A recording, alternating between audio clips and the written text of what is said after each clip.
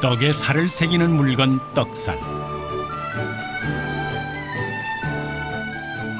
긴 절편은 절편대로, 뚝뚝 끊어내는 도장떡은 도장떡대로, 떡살은 재주를 부린다. 작은 떡 속에 그려넣는 한 폭의 그림. 떡살의 그림에는 주인의 세심한 마음이 고스란히 담겨 있다.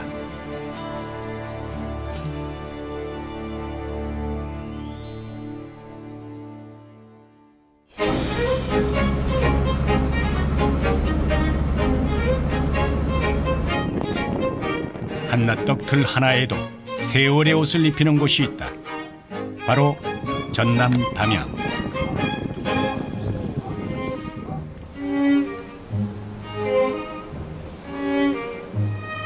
이곳에 지난 30여 년 우리 떡살의 전통 문양을 발굴해온 김규석 씨가 있다.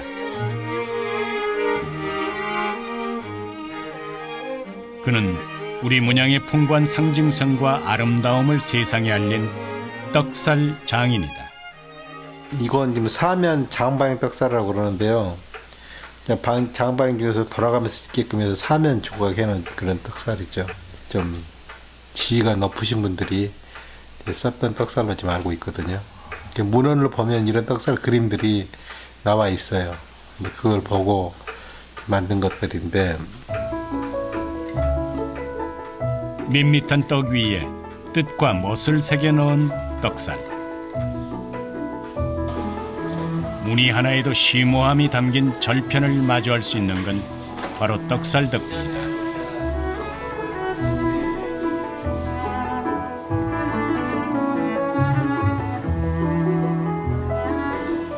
떡살은 그 외형에 따라 크게 두 가지로 나뉜다.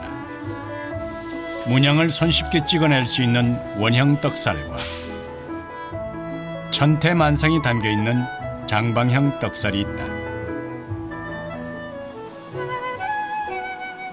떡 중의 떡은 절편이라고 한다. 떡 가운데서도 절편을 으뜸으로 치는 것은 절편에 새겨진 문양 때문이다. 보기 좋은 떡이 먹기도 좋다는 말의 유래도 여기서 비롯된 것이다.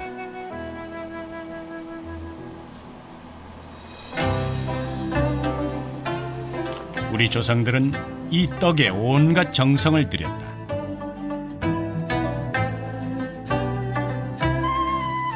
잡귀를 물리치고 복을 비는 뜻도 무늬에 새겼다.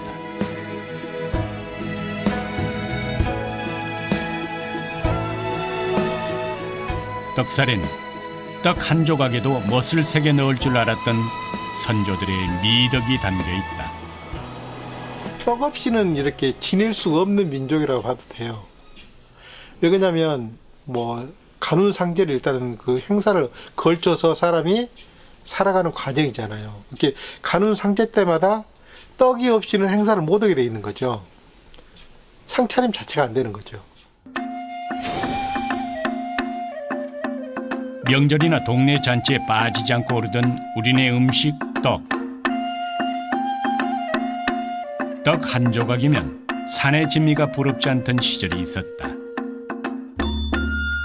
1년에 한두 번 잔칫날에나 빛을 발했지만 그 옛날 떡살은 한 집에 하나씩은 꼭 갖추고 대를 물리기도 했던 물건이다. 사대부의 것은 정교하고 섬세하게, 서민들의 것은 또 그것대로 투박하고 뭉뚝하게, 떡살은 소박하고 경건했던 우리네 선조들의 삶을 담고 있다.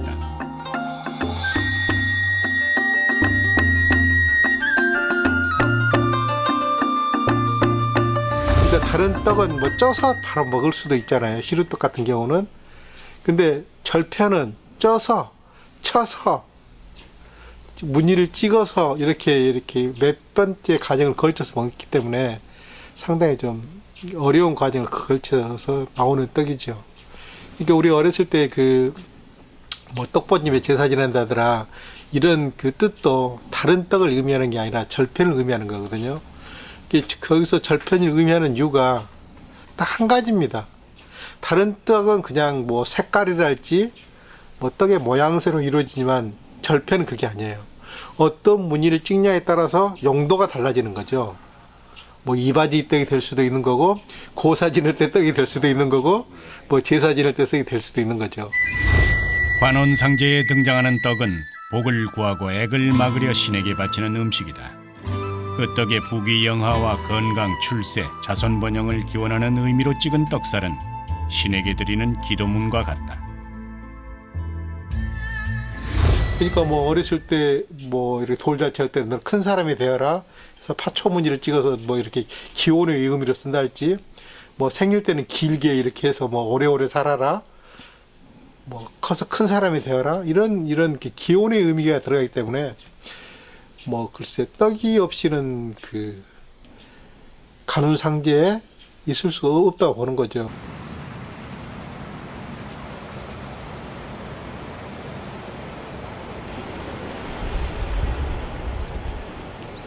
사람의 간절한 소망을 담은 떡살 제작 전통을 유일하게 잇고 있는 김규석 씨.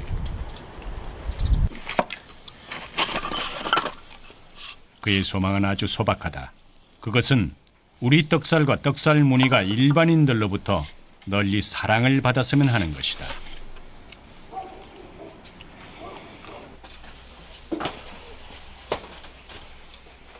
그 옛날 평범한 일상 도구였던 떡살이 이제는 만드는 이조차 찾기 힘든 옛 물건이 되어버렸기 때문이다.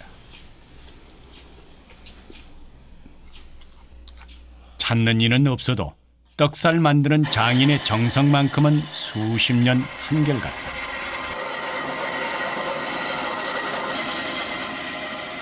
떡살을 만드는 나무는 단단한 것으로 감나무를 주로 이용한다. 다만 성질이 급해 쉽게 휘어지는 나무의 특성 때문에 충분한 기다림을 가지고 잘 달래가며 공정을 거쳐야 한다. 연장이라고 해야 별다를 건 없다. 장인의 섬세한 손길이 제일 가는 연장이다.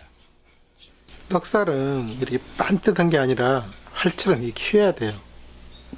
왜냐면 떡을 찍었을 때 이렇게 한꺼번에 못 찍거든요. 움직여서 찍기 때문에 이쪽에도 활처럼 휘어야 되고 이 부분도 활처럼 휘어야 돼요. 그러니까 지금 휘는 작업을 지금 하는 거죠. 이 면을 휘어놓고 나서 문양을 붙여 조각을 해야 되는 거거든요. 반듯하면 떡 찍기가 아주 힘들어요. 떡살에 적합한 나무의 조건은 생각보다 까다롭다. 오래 두고 써도 뒤틀림이 없어야 하고 물기가 없고 냄새가 나지 않아야 하며 숨구멍이 조밀한 조직의 나무일수록 좋다. 이게 지금 시계 깎아질 것 같죠? 엄청 강한 나무예요. 이게 강하지 않으면 떡살이 다 달아지 않고 못 써요. 아주 강한 나무이기 때문에.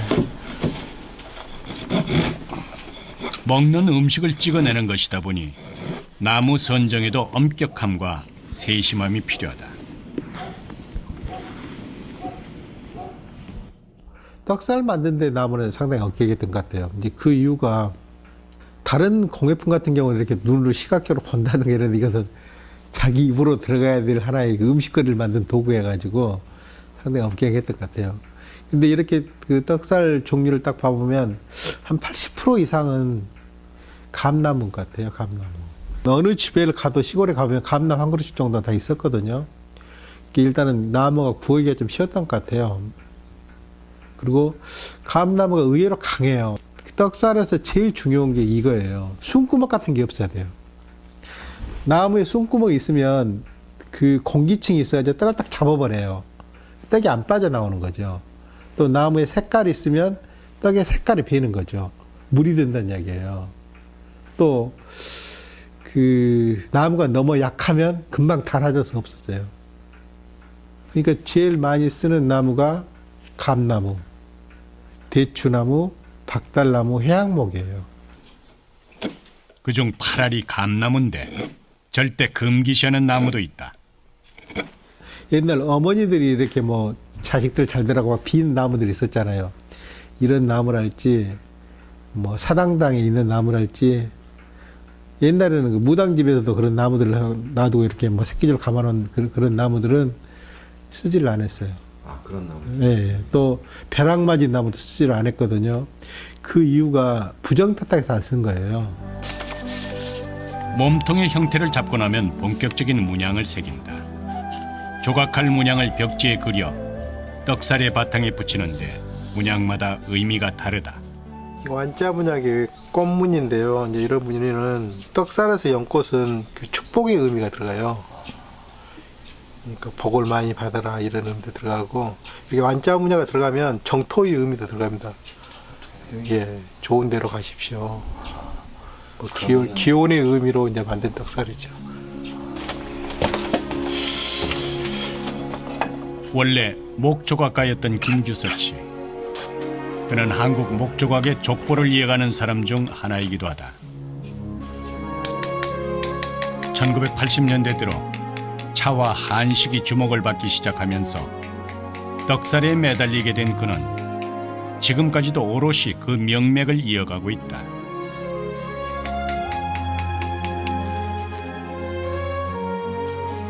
모든 문양을 딱 맞는 자리에 새겨놓고 싶었던 김규석 씨. 그는 전통 문양의 멋과 의미를 복원하기 위해 음향오행에서 주역과 풍수까지 섭렵했다. 떡살의 의미는 3다의 의미로 이루어져 있어요. 첫째, 첫 번째가 오래 사는 겁니다. 내가 오래 사는 거. 두 번째가 부자예요. 부자로 사는 것을 우리 선조들이 제일 원했죠. 그 다음 세 번째 의미가 다산의 의미입니다. 자손이 많이 번창하는 거. 이 3다의 의미를 어느 정도 이제 기본을 잡았고요. 여기서 좀 더 나가면 편안하게 사는 것을 추구를 했어요. 우리 선조들이. 근데 여기서 더 나갑니다. 또 문양의 발전이 있어서 길상의 의미를 지닙니다. 너도 좋고 나도 좋고 서로가 손해를 안 보고 어울러서 살아갈 수 있는 그런 의미로 발전이 되죠. 나무를 말리는 시간만 2, 3년.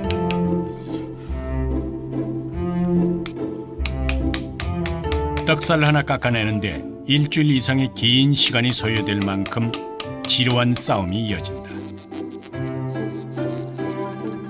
하지만 이런 장인의 바지런한 손끝에서 지금까지 1,300여 가지 이상의 떡살 문양이 복원됐다.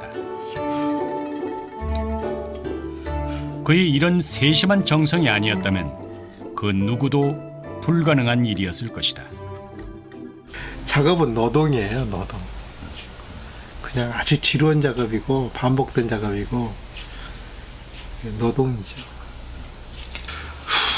한 30년 정도는 하루에 한 16시간씩 했죠. 새벽 2, 3시에 일어나서 작업을 했죠.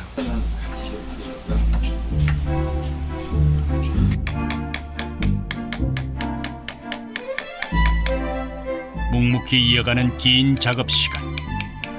이런 고된 작업을 즐길 만큼의 솜씨 없이는 떡살을 되살리는 일에 그토록 매달릴 수 없을 것이다.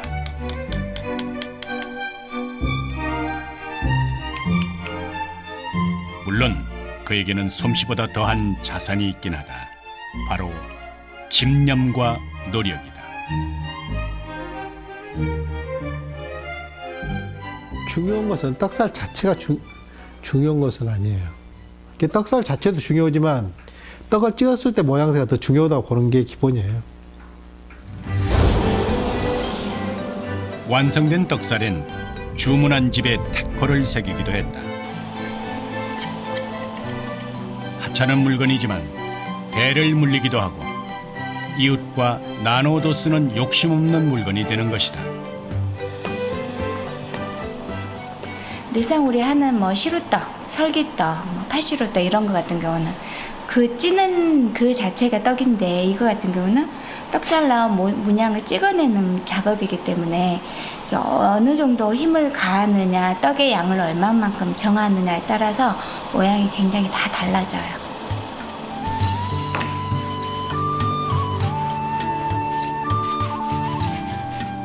막 쪄진 떡을 떼어내서 그 위에 올려두면 그림을 척척 찍어내는 신기한 떡살. 그 멋스럽게 찍어내는 모양 덕에 떡 한 조각도 귀한 먹거리로 대접받을 수 있었다. 떡에 무늬를 새겨 보기 좋게 만들어주는 떡살. 떡살의 선명하고 화려한 무늬는 떡을 보기 좋게 만들어준다. 떡살은 떡을 아름답고 먹음직스럽게 만들어줄 뿐 아니라 만드는 사람의 기원이나 소망까지 담고 있다. 얼핏 보면 다 같아 보여도 그 안에는 천태만상이 다 담겨 있다. 산과 들에 가득한 동물과 생기발랄한 식물이 있다.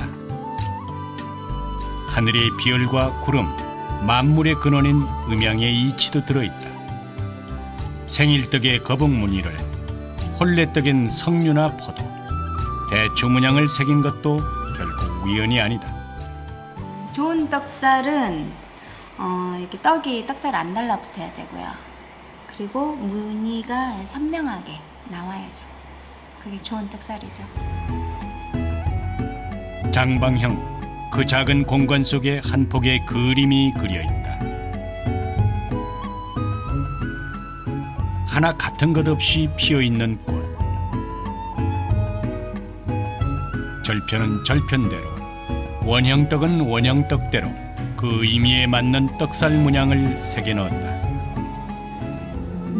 예나 지금이나 떡은 우리네 삶과 뗄 수 없는 관계다. 그러나 시대가 바뀌고 우리네 생활이 예전보다 넉넉해지면서 떡살의 운명도 달라져 버렸다. 온동기 문화가 들어오면서요. 방앗간이 이제 이루어졌잖아요. 이렇게 방앗간을 만들면서 떡 방앗간을 같이 발전이 된 거예요. 떡을 어떻게 뽀얗게 만들었냐면 이렇게 이빨처럼 돼서 국수무늬로만 쫙 뻗게끔 만들었죠. 아, 사람들이 이제 떡살 없이도 떡을 만들 수 있는 시대가 오다 보니까 그 많은 떡살들이 이제 아궁이 속으로도 많이 들어가고 그랬겠죠.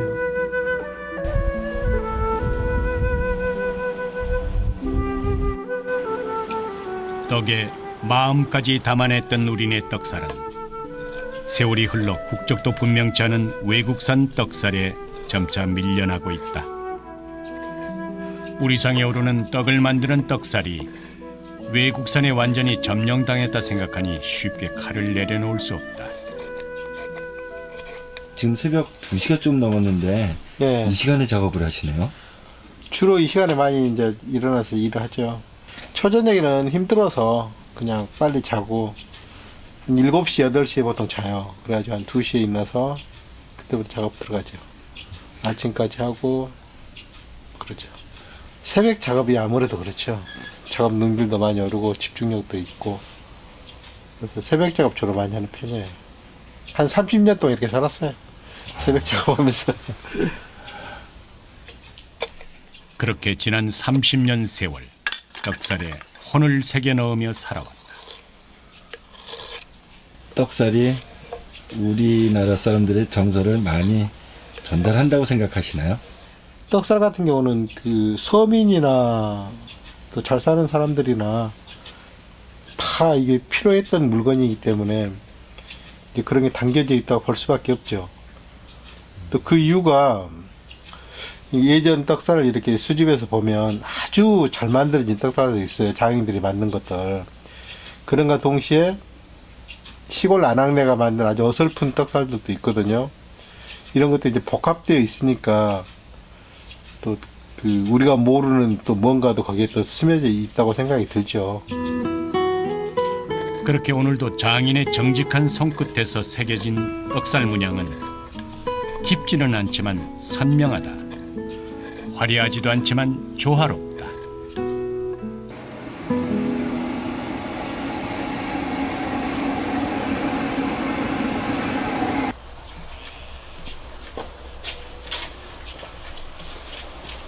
들어와. 저 왔습니다. 들어와.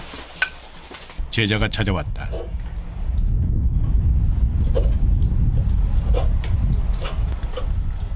요즘 김규석 씨에게 떡살을 배우는 유일한 제자 이상국 씨가 그 주인공이다. 내보지 봤으니까 한번 길게 한번 때려봐봐. 네. 알겠습니다. 이쪽에 한번 할게요. 자신에게서 끝인 줄만 알았던 떡살과 전통 문양의 명맥이 다행히도 누군가를 통해서 다시 이어진다. 이렇게 봐야 되잖아요. 일단 여기 가서 그렇지. 이렇게 와야 되고. 그렇지. 완전히 끝나야지. 이것이 완전히 가야 돼. 가고 이렇게 따라와야 많이 끝내놓고. 제대로 전수하기 위해 무엇 하나 허투루 하는 법이 없다. 가루가 완전히 끝내놓고. 한꺼번에 할 수 있는 일이 아니거든. 작업은 세로 작업하면서 실수를 많이 해. 가루 작업은 별로 실수가 없어. 실수를 해봐야 그때 실력이 좀 는 것 같아요. 그러나 아직 감내해야 할 것이 많다. 다 힘들죠. 뭐 딱히 무엇이 힘들다기보다도 일단 이것이 계속 반복되는 작업이고 이것이 이 많은 수많은 중에서 하나 틀리면 또 안 되잖아요.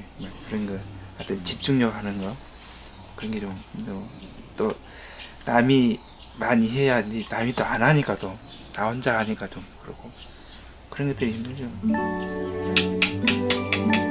수천 번의 손길을 거친 끝에서야 비로소 고운 무늬를 가진 하나의 떡살이 완성된다.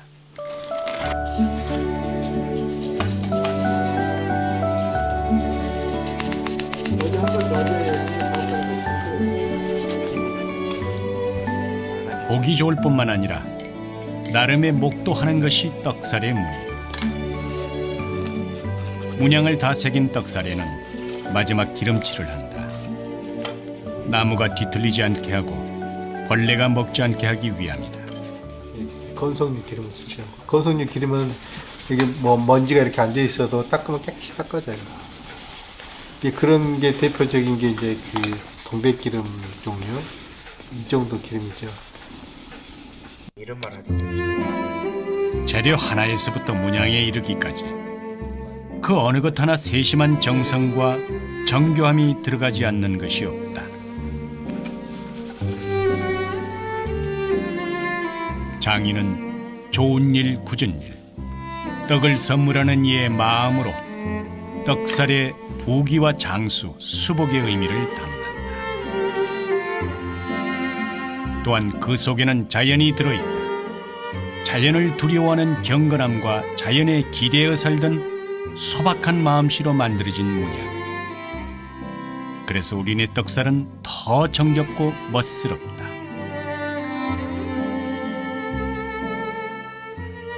그러니까 서민적인 문양으로는 제일 다양한 것 같아요. 문양의 보고란 이야기도 그래서 나온 것 같고. 전통의 맥이 끊길까 염려해서 시작한 일. 김규석 씨는 그 속에서 문화를 창조해가는 것의 중요성을 깨닫고 있다. 어쩌면 떡살은 전통을 이어가는 그에게 삶이 건넨 선물일지도 모른다.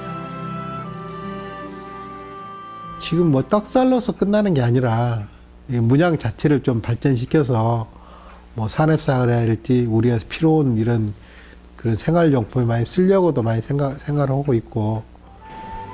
옛 문양을 뿌리로 하되 이 시대의 기원을 담은 떡살을 만들고 있는 김규석 씨. 그는 먹는 것 하나에도 보는 즐거움을 담아 감칠맛을 더한 우리 조상들의 미학을 지켜내고 싶다. 전통 공예하면은 일단 뿌리는 우리 조상들의 걸 가지고 가야 돼요. 이건 확실한 거거든요. 그래가지고 옛날 어른들이 만드는 기법도 익혀야 되는 것도 맞는 이야기예요. 그건 기본적인 것이고 그걸 기본으로 바탕을 깔고 이 시대에 맞는 전통 공예를 해야 된다고 저는 생각을 해요. 끊겨진 맥을 되살리기 위해 자신의 인생을 건 김규석 씨.